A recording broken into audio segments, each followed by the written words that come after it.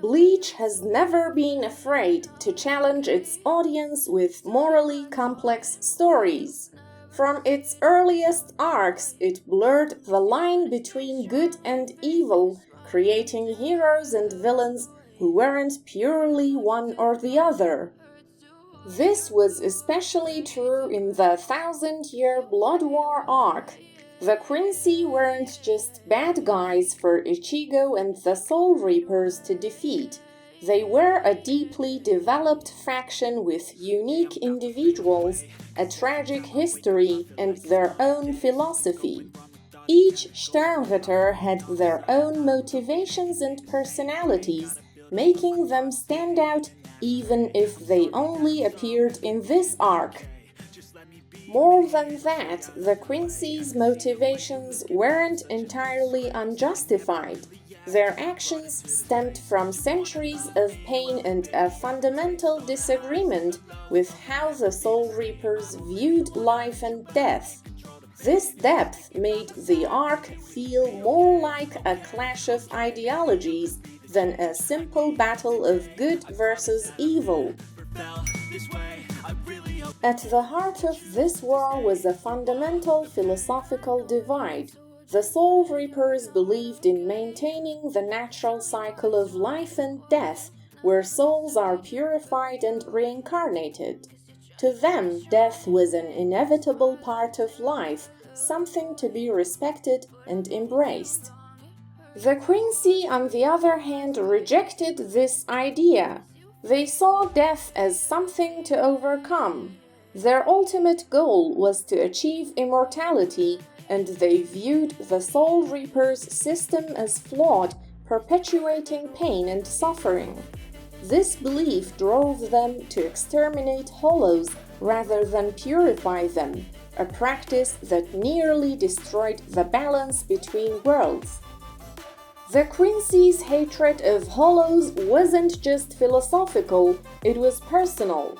Hollows were toxic to them, and a Quincy killed by a hollow didn't reincarnate, but was erased from existence. To the Quincy, this justified their actions, even if it meant disrupting the balance of life and death. This ideological divide created a conflict where neither side could truly understand or accept the other.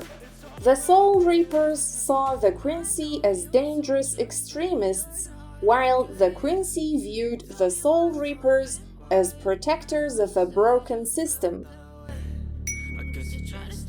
The conflict between the Soul Reapers and Quincy wasn't just about ideology. It was deeply rooted in history. Their battles stretched back centuries, with both sides committing atrocities that made reconciliation impossible. Over 1,000 years ago, the Quincy Empire, the Lichtreich, launched an invasion of Soul Society, hoping to wipe out all hollows by first defeating the Soul Reapers. The invasion ended in disaster for the Quincy, and in response, the Soul Reapers launched a brutal campaign of genocide. The survivors of this genocide retreated to the Wandenreich, a hidden empire within Soul Society itself. For 200 years, the Quincy rebuilt their strength in secret, waiting for the right moment to strike back. By the time the Thousand-Year Blood War began, the animosity between the two factions was too great to overcome. Both sides saw the other as an existential threat, leaving no room for peace. What makes the Thousand-Year Blood War especially fascinating is how it reflects real-world cultural and philosophical clashes. The Quincy were heavily influenced by Western culture and religions, particularly Christianity and Germanic traditions, while the Soul Reapers represented Eastern philosophies like Buddhism and Shinto. The Quincy's devotion to their leader Yuhabach mirrored religious devotion, to a messianic figure. Yuhabach offered them eternal life and a utopian future, much like the promise of salvation in Christianity.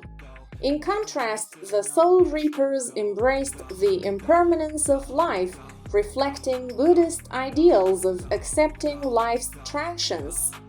Even their fighting styles reflected these philosophies. The Quincy, individually powerful but prone to selfishness, represented Western individualism. Meanwhile, the Soul Reapers, who thrived through unity and teamwork, embodied Eastern collectivism. This cultural clash added layers to the conflict, making it more than just a physical battle.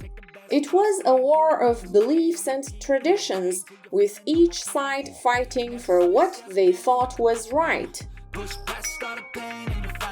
One of the most compelling aspects of the 1,000-year Blood War arc was its moral ambiguity.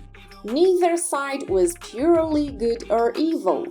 The Quincy had every reason to hate the Soul Reapers after the genocide of their people. Their anger was justified, but their extremist methods and refusal to compromise made them impossible to side with completely. The Soul Reapers, while noble in their mission to protect life, were far from perfect. They often acted out of arrogance and hypocrisy, justifying their actions as necessary for the greater good.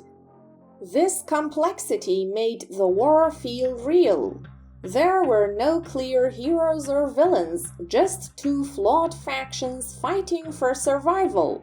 This theme of moral ambiguity has always been central to Bleach, but it reached its peak in this arc.